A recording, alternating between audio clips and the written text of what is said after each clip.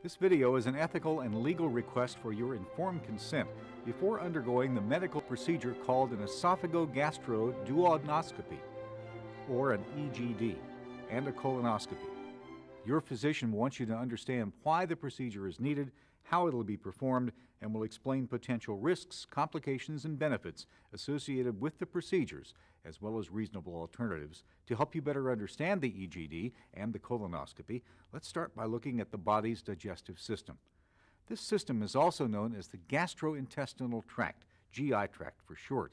It includes the mouth, throat, esophagus, stomach, small bowel, and large bowel. The upper GI tract is the part of the system that begins at the esophagus and ends at the upper part of the small intestine, called the duodenum. The lower GI tract starts at the upper portion of the colon, the cecum, and ends at the rectum. This is an endoscope. It enables doctors to closely examine the lower GI tract lining on a video monitor. This is a colonoscope. Both scopes have a camera that's guided with a set of hand controls with precise movements. Small openings allow instruments, air, and light to pass through. Using these scopes, your doctor is able to look inside the body's digestive system to examine the internal lining of the GI tract. The endoscope will be inserted into your mouth and guided through the upper GI tract. Your doctor will examine your esophagus, stomach, and duodenum on a monitor as the scope is advanced. The colonoscope is inserted and guided around the curves of your bowel to the end of the colon. During each procedure, your doctor may pause occasionally to inflate certain areas with air for a clearer view. The most common reasons for EGD include, but are not limited to, heartburn, nausea, chest or abdomen pain, anemia, bleeding, vomiting, trouble swallowing, abnormalities indicated on other GI tests, or for the removal of a foreign object. The sources of these symptoms may include ulcers, inflammation, stricture, tumors, or cancer, polyps, usually harmless tissue growths, but sometimes precancerous, varices, hiatal hernia, which may cause reflux symptoms.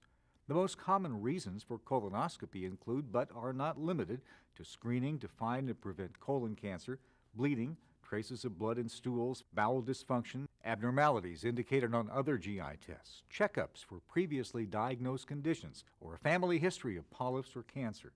The sources of these symptoms include polyps, the most common reason for colonoscopy. Polyps are usually harmless tissue growths, but can be precancerous. Colitis, tumors, diverticulosis, vascular malformation, and ulcers.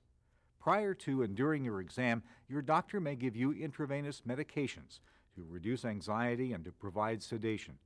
These medications might make it difficult for you to remember the exam. Some of the risks of sedation include depression of reflexes, decreased breathing, and decreased blood pressure. Side effects and complications are rare but can occur during or after the procedure. EGD rarely causes discomfort. To ease the endoscope's insertion, a mouth guard will be placed between your teeth and sometimes a local anesthetic sprayed into your throat. The spray may have an unpleasant taste and make your tongue and throat feel swollen or numb. Colonoscopy can cause some discomfort.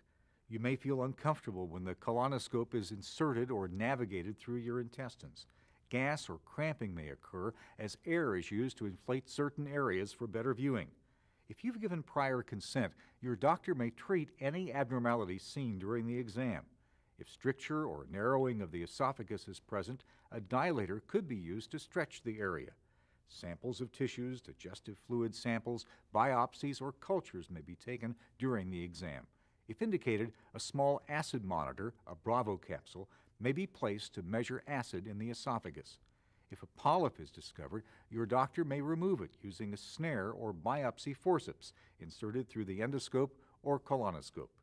Because your GI tract can be seen so clearly, doctors can determine if further testing will be needed and develop a treatment plan for your diagnosed condition. The EGD and colonoscopy procedures are usually safe and associated with fairly low risk. However, you should be aware of any possible associated risks. Risks include pain and discomfort, loss of teeth, hoarseness, a tear or perforation of the esophagus, stomach, intestinal, colon, or rectal wall, bleeding from scope trauma, dilation, biopsy, or polyp removal, cardiac and respiratory complications, reaction to medications, infection, irritation, or phlebitis at the IV site, the possibility of missing a lesion or cancer, and other risks specific to your physical and medical condition as discussed with you by your doctor. Extremely rare risks include death, brain damage, disfiguring scars, paralysis, loss of function of an organ or limb. Because the digestive tract can be examined directly, most doctors consider the results to be the most cost-effective, most sensitive, and specific diagnostic procedure with the least risk. There are alternatives to an EGD, such as barium X-rays and scans. In addition to barium X-rays, the alternatives to a colonoscopy include barium enema, virtual colonoscopy with a CT scan, blood vessel X-rays, nuclear scans, laparoscopy, and open abdominal surgery. The decision to undergo EGD and colonoscopy is yours and should be based on your doctor's evaluation of your particular problem as discussed with you. Colonoscopy and EGD are not perfect procedures, and rarely lesions can be missed, as with any type of evaluation. If you decide not to have this procedure, be aware that your doctor may not be able to properly diagnose or treat your condition, which could worsen, or in the event of cancer, possibly spread. If you have any questions about your need for this procedure or about the procedure itself, ask your doctor. This video can be helpful in your right to informed consent, but should not be considered a substitute for discussion with your doctor.